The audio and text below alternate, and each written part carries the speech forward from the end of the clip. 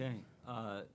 First of all, many thanks to the Fundación for inviting me to speak. You probably, I'm not an expert in Brazilian politics, but I do study Latin American politics. I've spent the last 30 years of my life devoted to studying Latin American democracies. And President Cardoso was, at the time that I began my studies, one of the leading sociologists in the world in studying Latin America. And so he has been an idol of mine since I was a very young man. And so it's a great honor to be here today. I apologize for not being able to give the talk in Portuguese. My Portuguese is horrible. My wife told me I should try to do it, but I chickened out. So let me start by pointing out something that I think is pretty obvious, but I think is important to say, which is that democracies don't die today the way they used to. Democracies used to die at the hands of men with guns, generals, militares. During the Cold War, 3 out of every 4 democratic breakdowns took the form of a military coup, like in Brazil in 1964. And actually, talking to people here, a lot of people in Brazil, I think, still think that that's kind of how democracies die. It's not. Today, democracies die in a much more subtle way. They die at the hands not of generals, but of elected leaders, elected presidents and prime ministers who use the very institutions of democracy to subvert it. Since the end of the Cold War, a large majority of autocrats have come to power through elections, and they've used legal or constitutional means to consolidate their power. They use elections. They use plebiscites and referendums. They, in many cases, work through Congress, or they gain control of the courts, and they use judicial rulings to legalize or legitimize their rule. This is Chavez, it's Putin, it's Orban, it's Erdogan, Daniel Ortega, Rafael Correa, Duterte in Philippines, and many other cases. What makes this sort of electoral path to authoritarianism so dangerous is precisely that it's hidden behind a facade of democracy. Things look pretty normal. There is no dramatic coup d'etat where the military seized the presidential palace and the president is exiled and the constitution is suspended and a junta is set up. None of that. There are no tanks in the streets. You still have elections, you still have a Congress, you still have a constitution. In fact, the subversion of democracy in many cases is subtle, it is incremental, and sometimes it's very slow. Erdogan's party came to power in Turkey in 2002. It was not until 2007 or 8 that the regime really began to be authoritarian. Chavez was elected in 1998.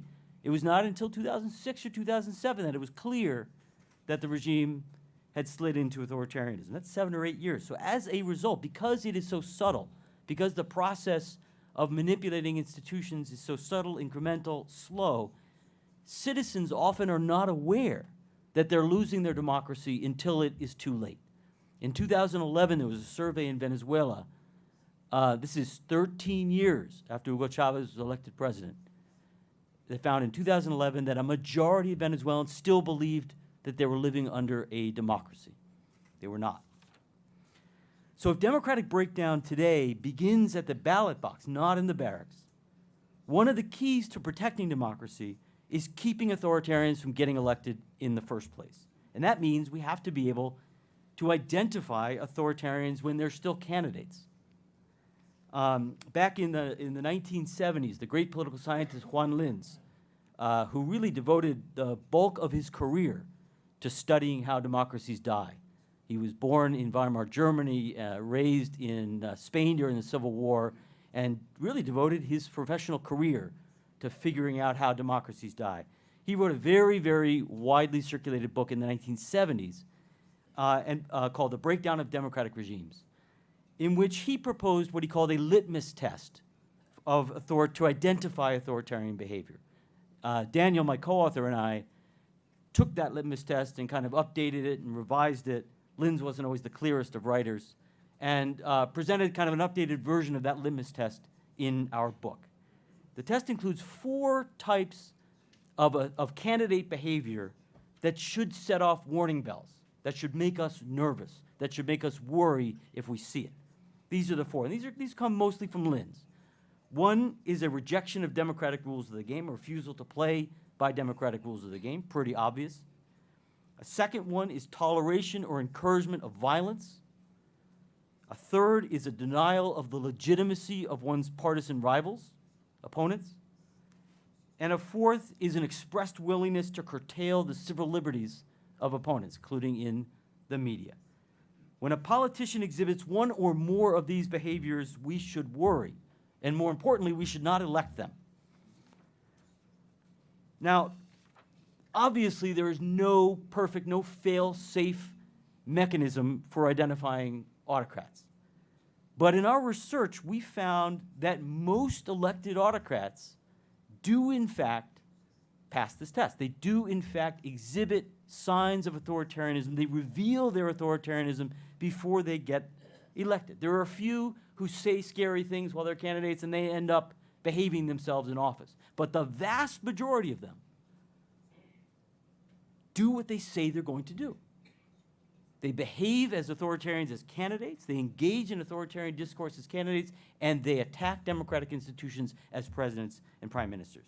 Chavez, Erdogan, Ortega, Duterte, Correa, there are many others.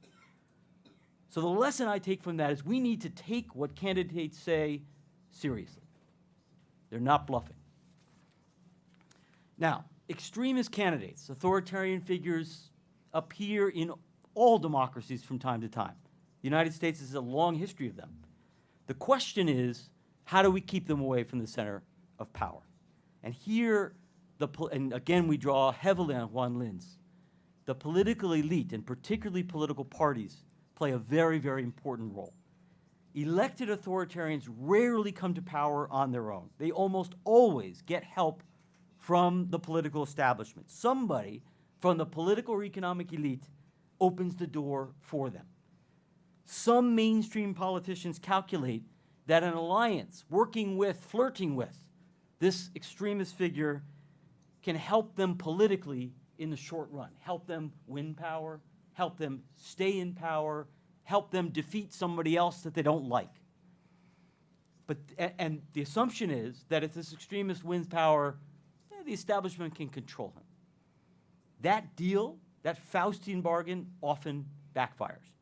In Italy in the 1920s, liberal leader Giovanni Giolitti, seeking to tap into the fascists' mass appeal, put Mussolini's fascist candidates on his list for parliament, normalizing, legitimizing the fascist party. That did not end well.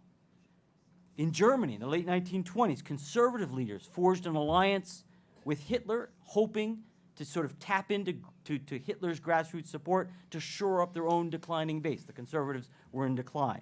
When conservatives started to worry about Hitler after he was named chancellor in 1932, conservative leader Franz von Papen told his conservative allies, "Don't worry. Within 2 months, we'll have pushed him so far into a corner, he will squeal."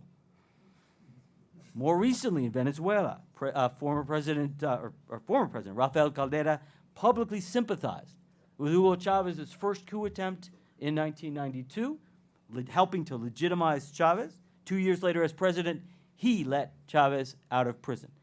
Caldera knew very well that Hugo Chávez was a dangerous demagogue, but he was convinced that Chávez would sort of fade away politically before the 1998 election. So in all three of these cases, Italy, Germany, Venezuela, mainstream politicians opened the door to extremists. In all three cases, it turned out to be a tragic mistake. Again, Juan Linz devoted the bulk of his career to studying how democracies die. One of the primary lessons that he drew is that mainstream politicians must do everything humanly possible to keep would-be authoritarians away from the center of power. Not only must they be willing to resist the temptation to align with extremists, which seems pretty straightforward, but they also have to be willing, if necessary, to join forces with ideological rivals in defense of democracy. In Linz's words, I want to quote this because I think it's important, when faced with an authoritarian threat, mainstream politicians, Juan Linz writes, must join with opponents who are ideologically distant but committed to the survival of the democratic political order. Italian liberals, German conservatives, and Rafael Caldera failed to do that. Their democratic political orders collapsed. Now, Daniel and I wrote this book. We wrote How Democracies Die because we were worried about American democracy. So inevitably, I have to talk a little bit about the United States. In 2016, the United States Republican Party also failed to heed Juan Linz's advice. Donald Trump tested unambiguously positive on our authoritarian litmus test. He threatened not to accept the results of the election. He threatened to jail his opponent. He encouraged violence at his campaign rallies, and he threatened legal action against critics in the media. Checks all 4 boxes on our test. Republican leaders knew perfectly well that Donald Trump was a demagogue. They knew damn well that he was unfit for office. Excuse my language. But resisting a demagogue on one's own side of the political spectrum is hard.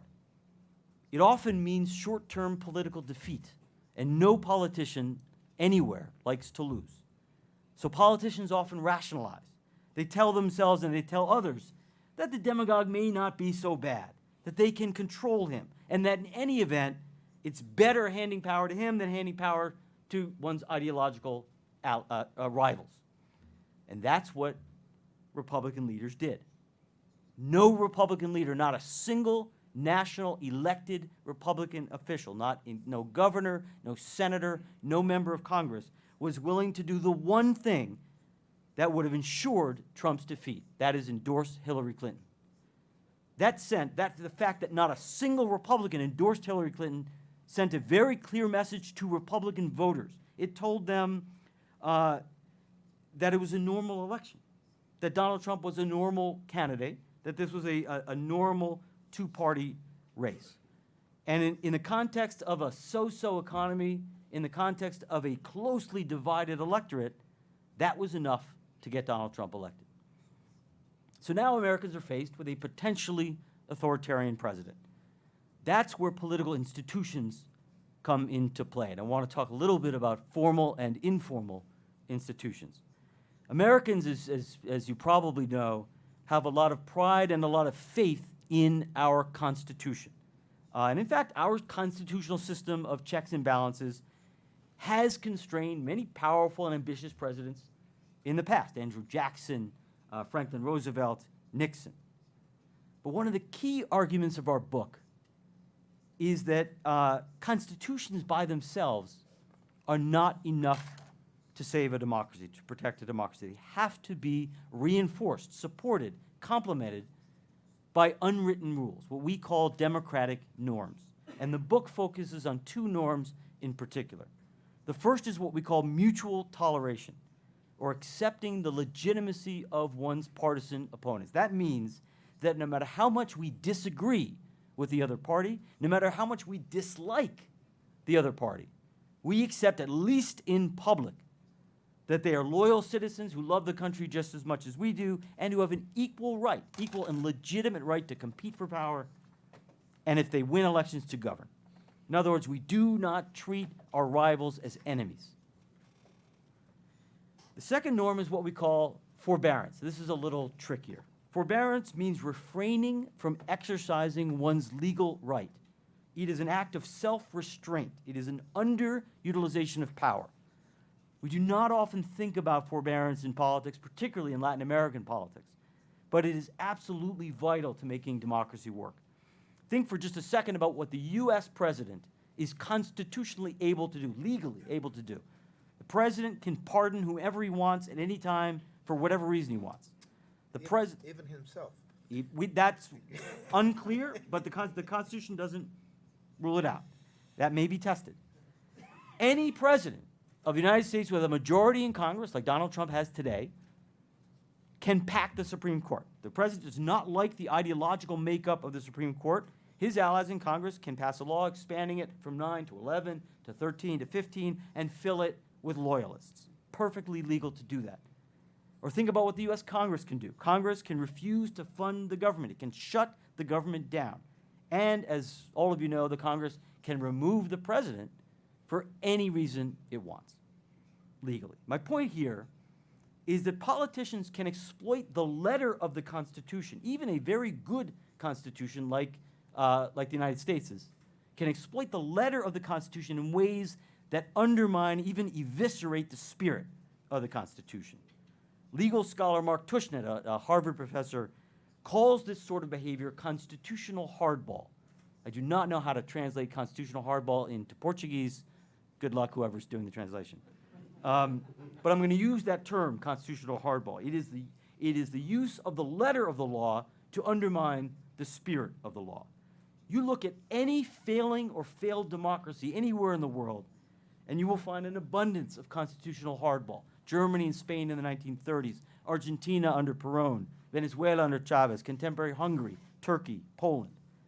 Constitutional hardball should be familiar to anybody who follows Latin American politics. Court packing is one example. The Argentines are masters of constitutional hardball.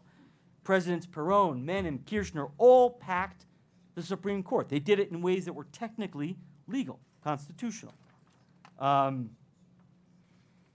Impeachment can be an instance of constitutional hardball. Impeachment is a very powerful tool because what you're doing when you impeach the president is you are challenging, violating, distorting the will of the electorate, the mandate of the electorate. So it is a very powerful tool, a tool that at least in the United States, constitutional scholars agree should be used very sparingly, should be used with restraint, with forbearance. In Latin America, we have a number of instances in which forbearance has not been used, in which impeachment has been used as a form of constitutional hardball. It's been used by Congresses who don't like the president simply as a means of getting rid of a president they don't like. I think the clearest case of all is Paraguay in 2012, when President Lugo was impeached in 2 days. The president of Paraguay was given 2 hours to defend himself. It was a show trial. Another one of my favorite cases is Ecuador in 1997. Congress did not like President Abdallah Bucaram. They did not have the 2/3 votes that they needed to legally impeach Bucaram, so they used a clause in the Constitution that allows a mere majority to remove the president for mental incapacity. Now, we can debate whether Abdallah Bucaram suffered from mental incapacity, but the Ecuadorian Congress did not spend even 5 minutes debating whether he actually suffered from mental incapacity. They simply used the letter of that rule to remove the president.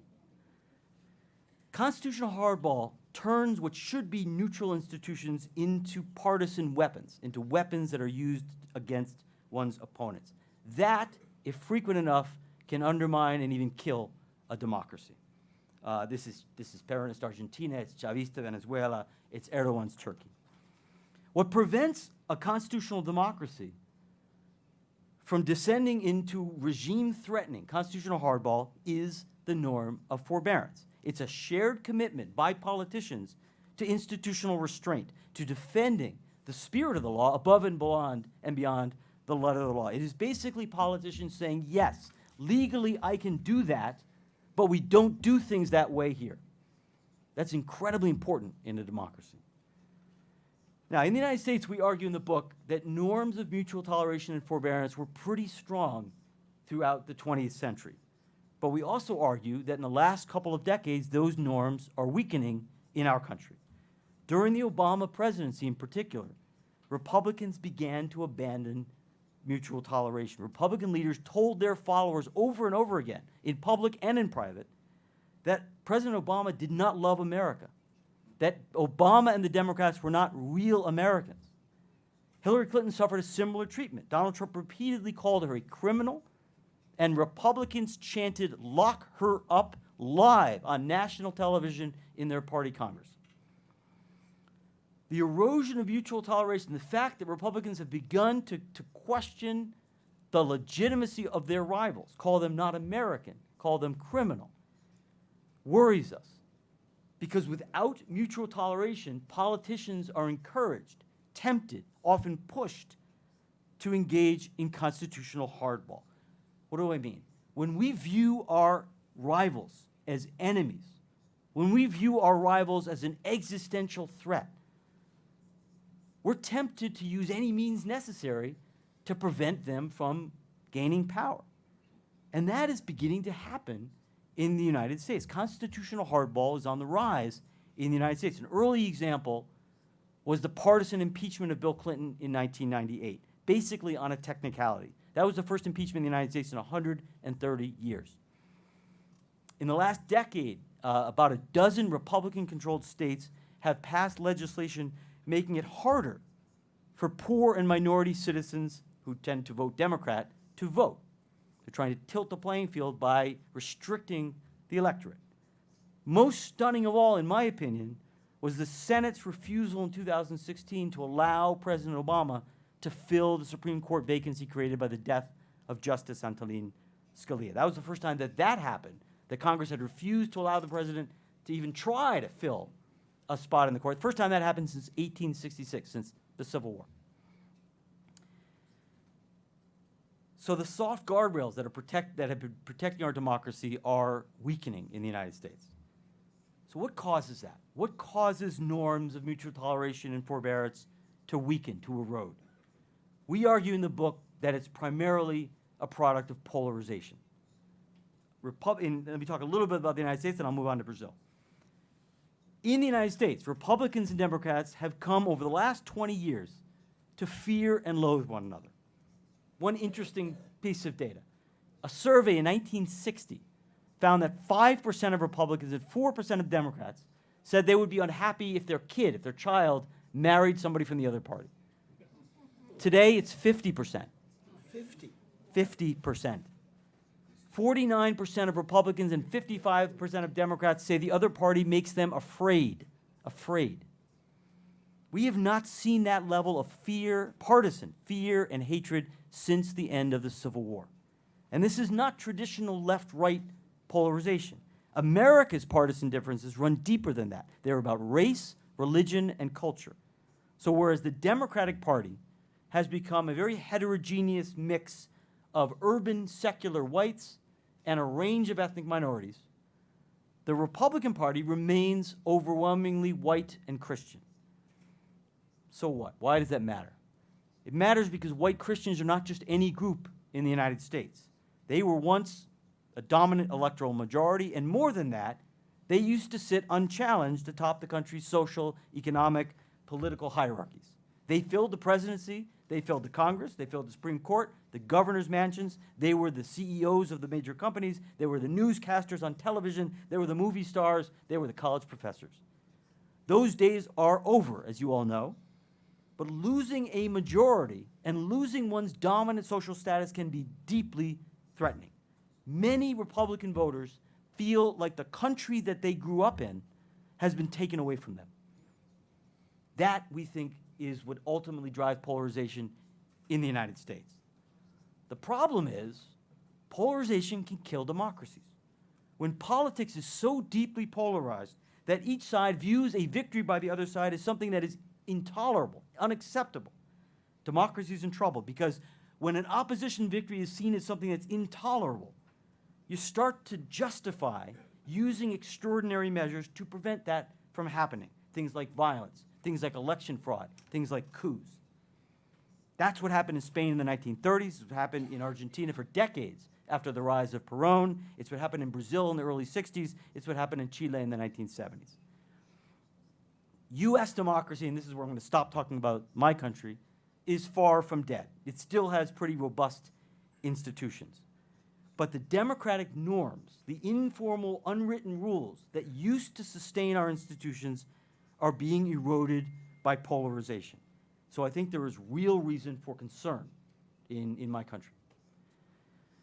All right, so what about Brazil? I, again, am not an expert on Brazilian politics, so don't take anything I say very seriously.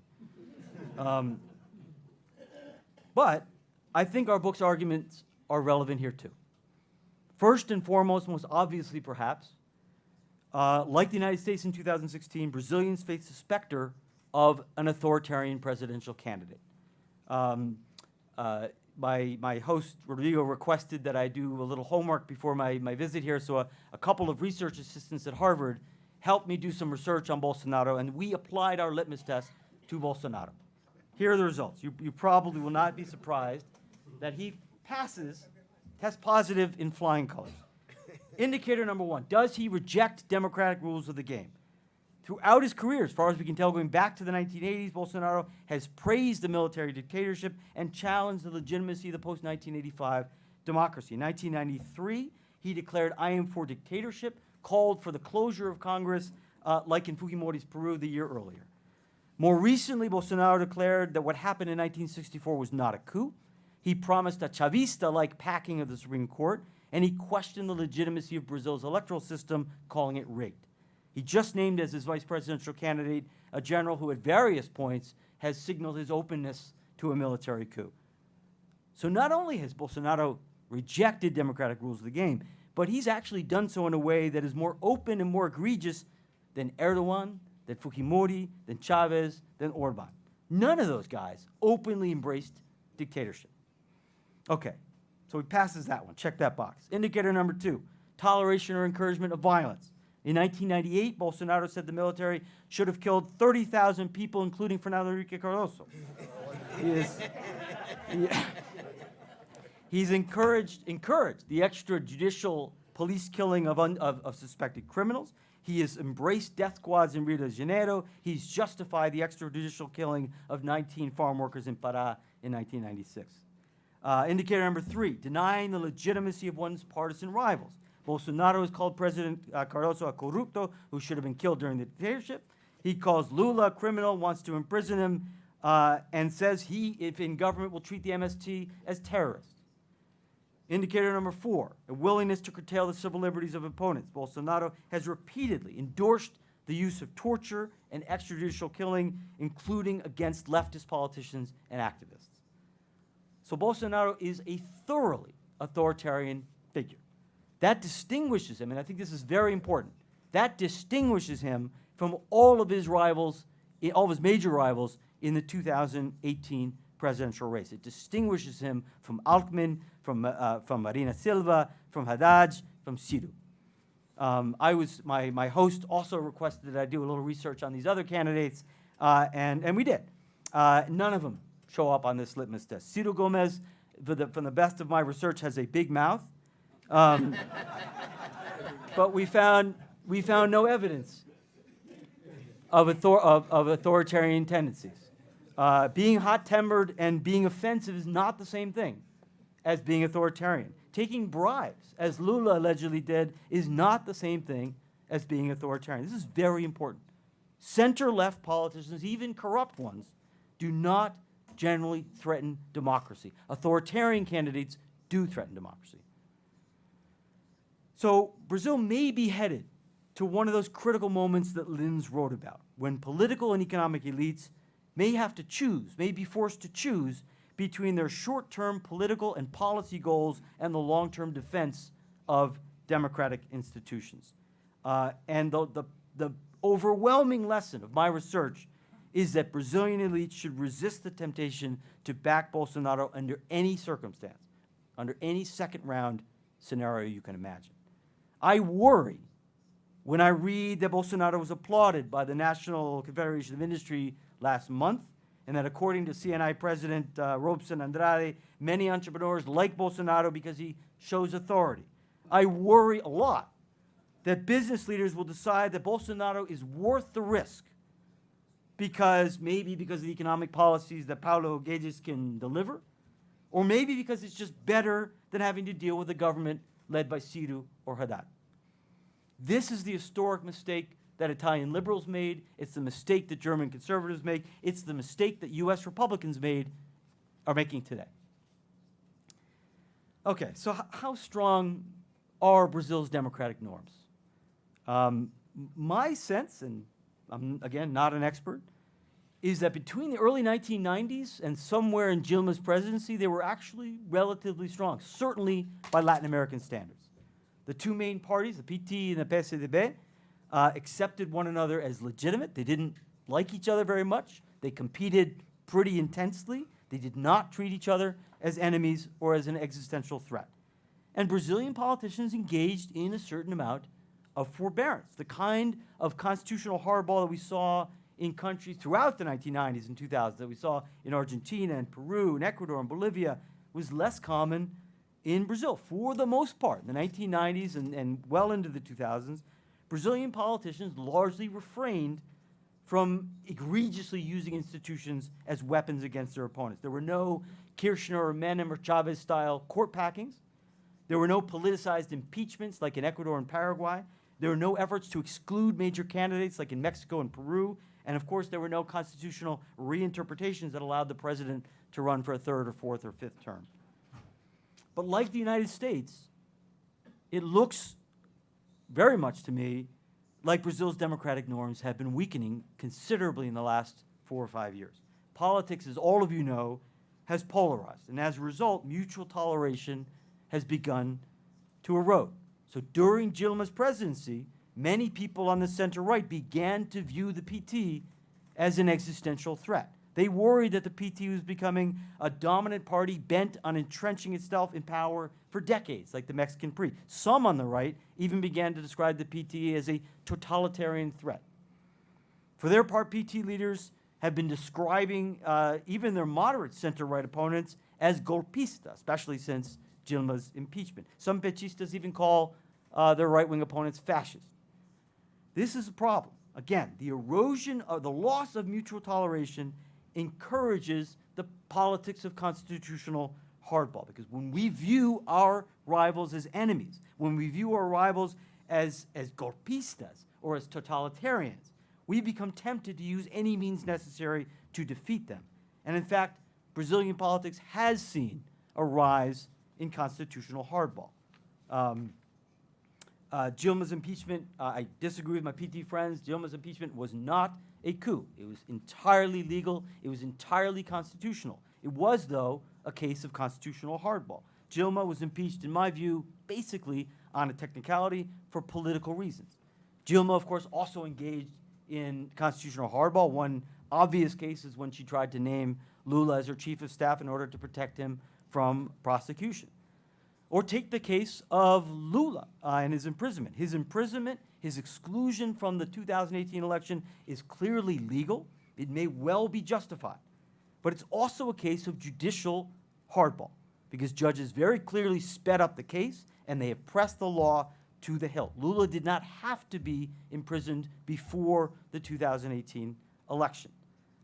Even if you think that is the right thing to do, and there are many people who legitimately think that is the right thing to do, the political consequences of that kind of hardball can be quite damaging. We now have a situation in Brazil in which a major political party, the PT, believes that its rivals are playing dirty. Petistas believe that their party was illegitimately removed from power in 2016, and they believe that Lula's imprisonment is a blatantly anti-democratic move to keep them from regaining power in 2018. And polls show that nearly half the country agrees with them.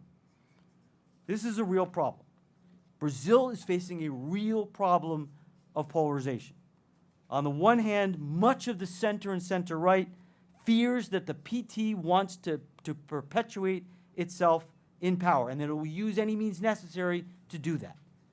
On the other hand, on the other side, the PT sees, the PSDB sees other opposition parties as having used illegitimate means to remove it from power and is now using illegitimate means to keep it from power. Both sides today view the other side as dangerous. Both sides view the other side as anti-democratic. Both sides view the other side as an existential threat. To make matters worse, this is all happening. This polarization is happening in a context in which mass support for democracy is eroding. I'm sure you guys have all seen the numbers. The percentage of Brazilians who say that democracy is always the best system has fallen from 77% in 2010 to 56% today. Fewer than 20% of Brazilians say they're satisfied with their democracy, and there are polls that show that nearly half the country is willing to entertain the idea of a coup under some circumstances. Now, the erosion of mass support for democracy was probably inevitable given Lava Jato and given the economic crisis. The erosion of mass support for democracy is not irreversible. It was very low in the 1980s and 90s.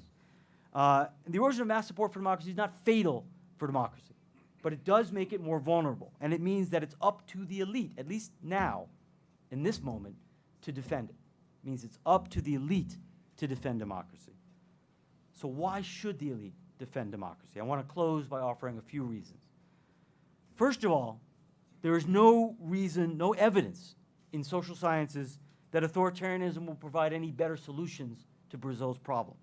There's been a lot of research in economics and in political science into the question of whether dictatorships perform better than democracies in terms of economic growth. And the results are pretty clear. They don't. They perform about the same. A few dictatorships have performed really well, Singapore, Taiwan, now China, but those are outliers. For every Singapore and China, there are dozens of authoritarian regimes across the world that perform spectacularly badly in the economic realm. Dictatorships are also no better at fighting corruption, despite popular perceptions. In fact, the data suggest that they're somewhat worse than democracies at combating corruption. So the data suggests there's very little to gain from authoritarianism, but I think there's a lot to lose. Strong democratic institutions are not easy to build. Strong democratic institutions take a very long time to build. They take decades. It takes decades to establish civilian control over the military. It takes decades to build an independent judiciary and a strong legislature. You may disagree with me, but I actually think Brazilians have done a tremendous job at that over the last 30 or 35 years.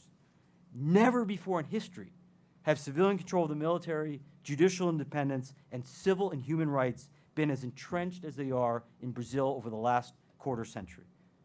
A slide into authoritarianism, even a brief slide into authoritarianism, can wipe out decades of institution building. That is a problem that has long plagued countries I know a lot better, like Argentina, Peru, Ecuador, Bolivia. Because historically, democracy is broken down every time there's a crisis, institutions, democratic institutions, have never been given the time they need to take root. It is a vicious circle, one that the Peruvians and the Argentines are still today trying to climb out of. Finally, the fate of your democracy has consequences that extend far beyond Brazil. The last 30 years have been far and away the most democratic period in Latin American history.